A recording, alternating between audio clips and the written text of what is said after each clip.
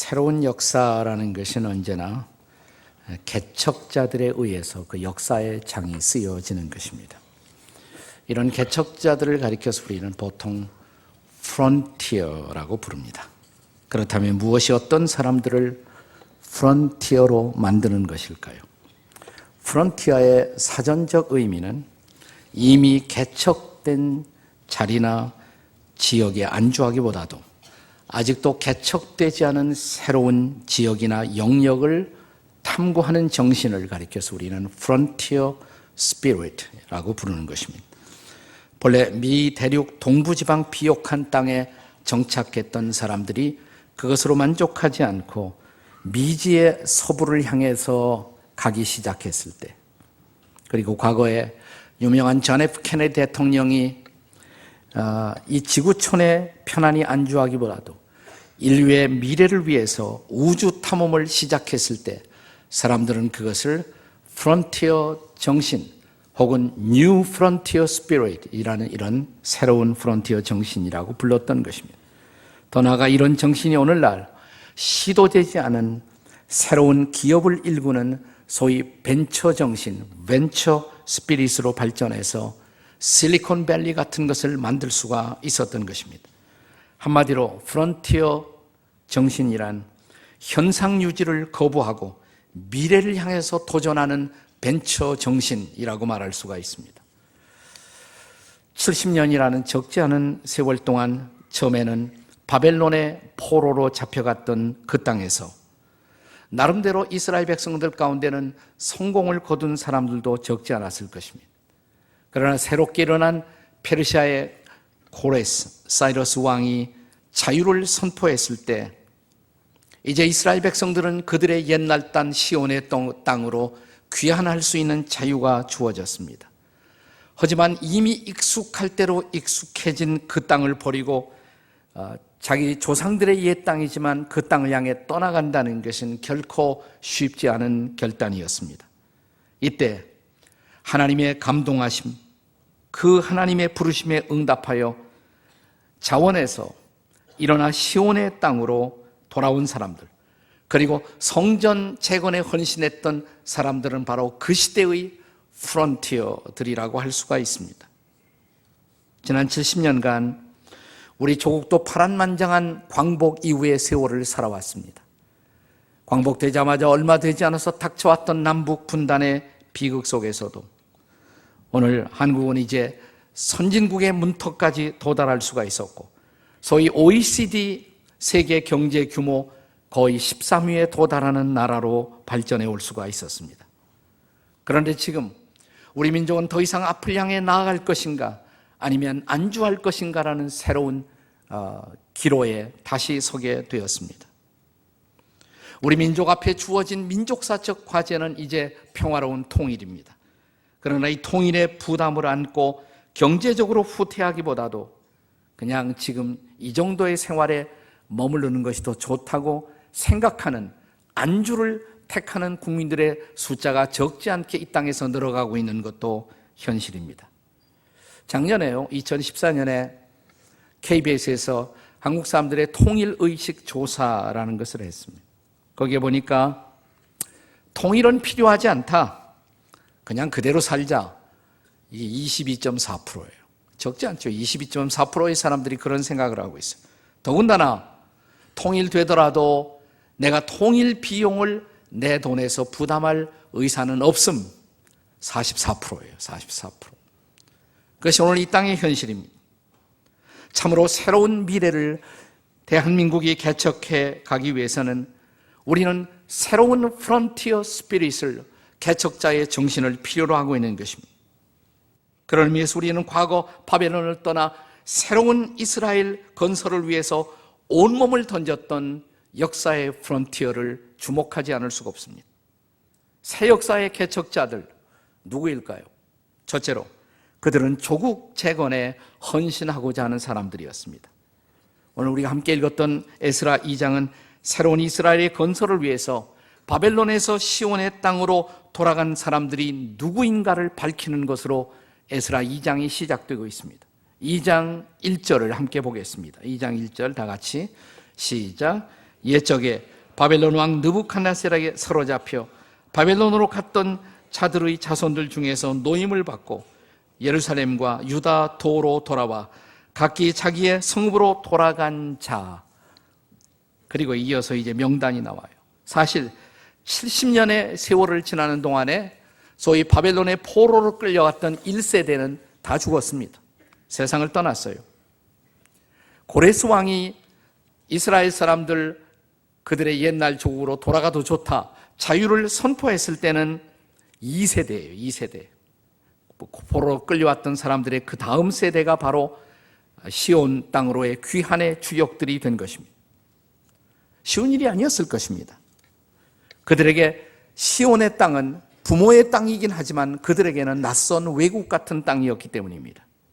하지만 부모의 조국을 자신의 조국으로 이해했던 사람들, 그리고 시온으로의 복귀가 바로 조국의 회복이라고 믿었던 사람들, 바로 그들이 조국 재건의 주역이 되었던 것입니다. 2절 이하는 바로 이런 개척자들의 명예로운 명단을 밝히는 것으로 2장이 열려가고 있습니다. 그들 중에는 알려진 지도자들도 있었습니다.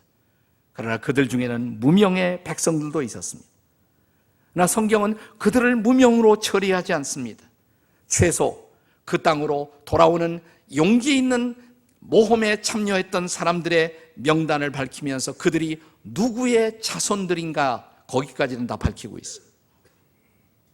그러니까 무명을 무명으로 처리하지 않았다는 것입니다.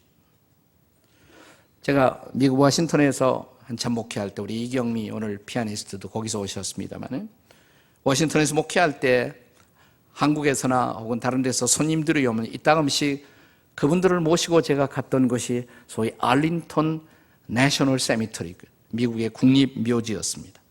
거기에는 존 F 케네디, 그 동생인 로버트 케네디, 이런 유명한 사람들의 무덤이 있습니다.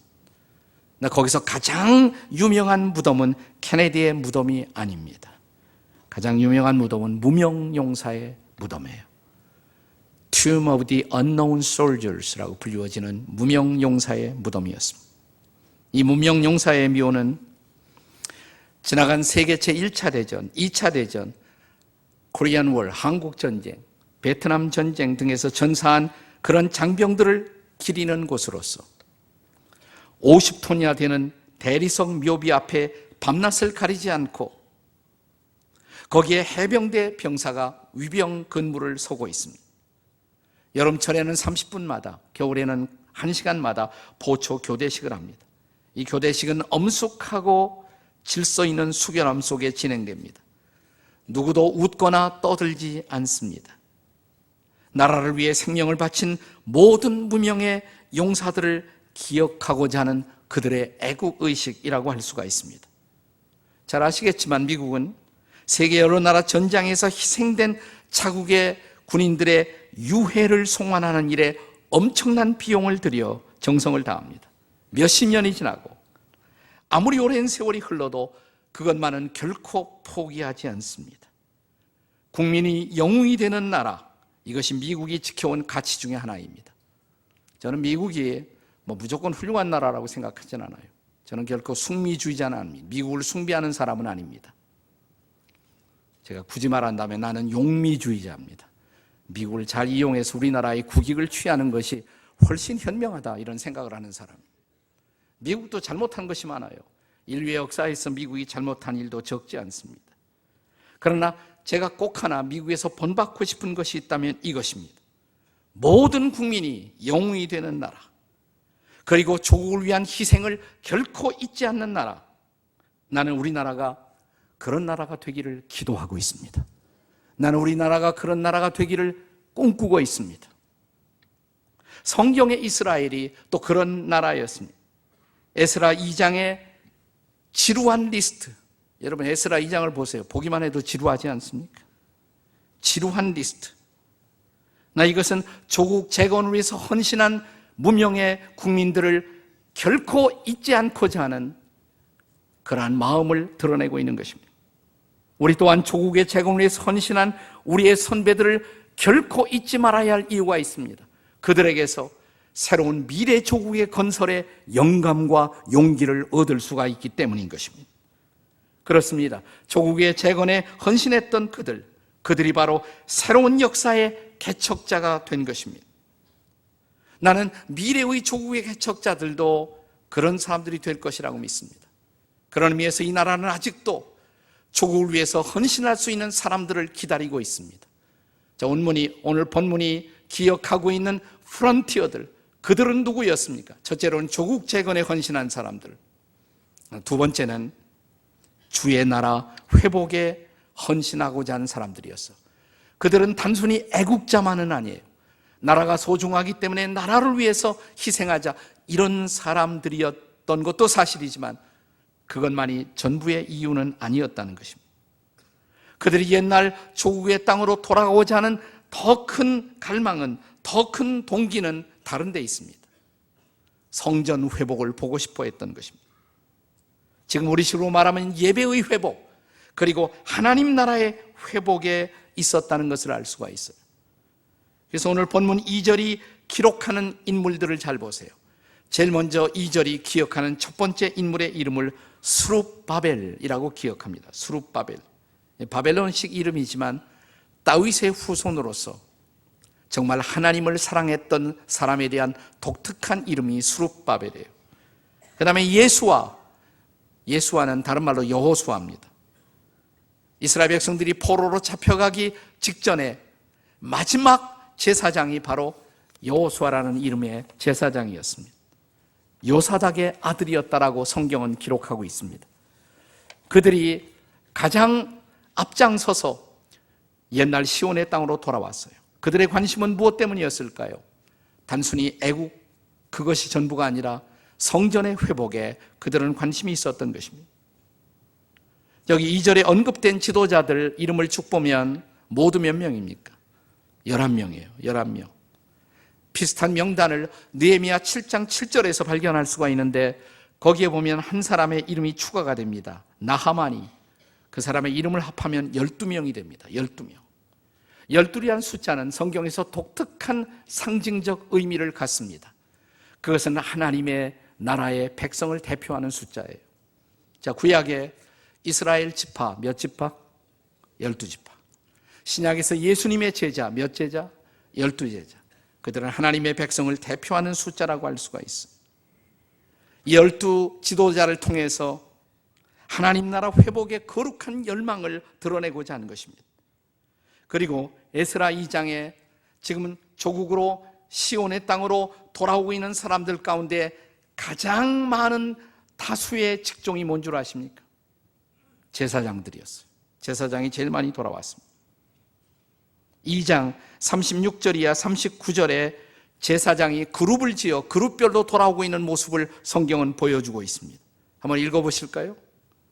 다 같이 시작. 제사장들은 예수아의 집 여다야 자손이 973명이요 임멜 자손이 1052명이요 바스월 자손이 1247명이요 하림 자손이 1070명이었더라. 합계 얼마예요? 빨리 계산이 되겠습니까? 4289명. 그런데 이 숫자는 전체 시온의 땅으로 제1차 귀환한 사람들 가운데 10분의 1에 달하는 숫자예요. 그러니까 10분의 1이 다 제사장이었단 말이에요. 다 제사장. 네 가지 그룹의 제사장, 네 가지 가문의 제사장, 여다야 가문, 임멜 가문, 바스올, 하림, 네 가문의 제사장들이 리더가 되어 그들을 이끌고 돌아왔던 것입니다. 다시 말하면 성전 회복에 관심을 가진 사람들에 의해서 제1차 바벨론 회복이 이루어지고 있었다는 사실입니다. 그렇습니다.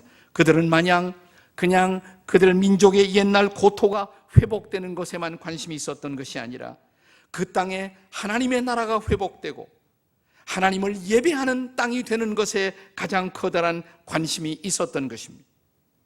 자, 이제 돌아오는 그들의 헌신을 보실까요? 68, 69절입니다. 본문 68, 69절 같이 읽습니다. 시작. 어떤 족장들이 예루살렘에 있는 여호와의 성전터에 이르러 하나님의 전을 그곳에 다시 건축하려고 예물을 기쁘게 드리되 힘 잘하는 대로 공사하는 금고에 드리니 금이 6만 1천 다리기요 은이 5천만에요 제사장의 옷이 100벌이었더라. 그들은 돌아와 기쁘게 성전 회복을 위해서 그들이 가진 모든 것을 힘이 자라는 대로 드렸다. 그들이 드린 목록 가운데 흥미로운 것은 제사장 옷 100벌이죠. 제사장들도 자기들이 가지고 있는 옷까지 드리면서 성전의 회복을 열망했던 것입니다. 여러분, 지금 우리 민족사적으로 우리 민족 앞에 주어진 가장 중요한 과제, 평화 통일의 과제를 생각해 보세요. 자, 적어도 저는 평화 통일이 되어야 한다라고 통일을 열망하는 사람들이 아직도 70%에 달한다는 것, 이것은 희망적이에요. 그러나 우리들의 통일 논의에 있어서 두 가지가 정말 진지하게 탐구되지 않으면 안 됩니다. 한 가지는 뭐냐? 통일은 그냥 되는 것이 아니에요. 통일을 위한 대가를 지불해야 합니다. 값 지불을 해야 합니다. 그래서 통일되는 것이 좋겠다는 70%지만 돈 내겠느냐? 그러니까 44%밖에 안 된단 말이죠. 내가 받는 월급을 줄이면서 통일 비용을 지불하겠느냐? 내 대가를 지불하지 않는 한 통일은 안 돼요. 하나님이 아직도 우리에게 통일을 주시지 않은 이유가 뭘까? 통일을 위해서 우리가 기쁘게 그 대가를 지불할 각오가 되어 있을 때 저는 그때 통일이 될 거라고 생각해요. 내가 조금 덜 먹더라도, 내가 조금 당장은 손해보더라도 이것이 궁극적으로 우리 국가의 미래에 유익할 것이다 라고 자기 자신의 이익을 기쁘게 줄여 통일의 대가를 지불할 수 있는 용의가 있는 사람들이 얼마나 많을까? 이게 중요한 질문. 또 하나, 우리의 통일 논의에 있어서 반드시 고려되어야 할 것이 있다면 이것입니다. 그냥 통일되는 것이 중요한 것이 아니라 어떤 나라로 통일되기를 원하십니까? 지금의 북한 체제처럼 하나님을 마음대로 예배할 수도 없고 찬양할 수도 없고 전도할 수도 없는 그런 북한이 지배하는 그런 식의 통일을 혹시 원하는 분들 계십니까? 아니죠. 결코 아니죠.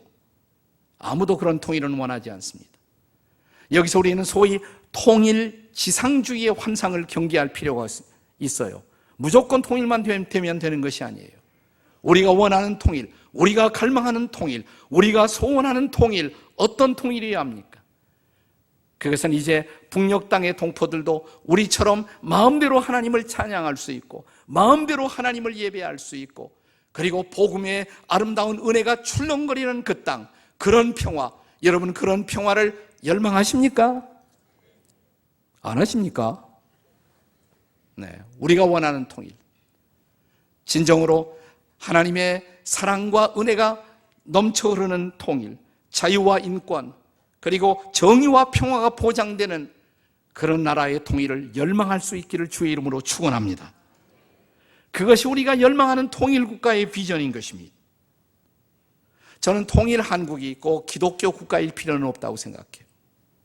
그러나 중요한 것은 그러나 적어도 하나님을 예배할 수 있는 예배의 자유가 보장되고 전도할 수 있는 자유가 보장되는 나라, 그래서 마음껏 지금처럼 계속해서 북녘 땅의 백성들과 남녘 땅의 백성들이 함께 어우러져 하나님을 예배하는 그 어느 날, 우리가 드려온 주기도문이 실현되는 그날, 나라의 임하옵시며 진실로 주기도가 실현될 수 있는 그런 나라가 오늘 이 땅에 임할 수 있기를 주의 이름으로 축원합니다.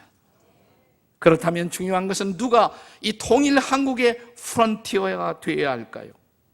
바로 이런 주의 나라의 회복에 관심을 가진 사람들, 하나님의 백성들이 주체가 되는 통일, 그런 통일이 이 땅에 이루어지기를 위해서 기도하는 여러분과 제가 되시기를 주의 이름으로 축원합니다. 자, 이 통일 역사의 프론티어, 그들은 누구였습니까? 첫째는 조국 재건에 관심을 가진 사람, 한 걸음 더 나가서 주의 나라 회복에 관심을 가진 사람들. 이제 세 번째가 중요합니다. 그것은 자신의 은사로 기여하고자 하는 사람들.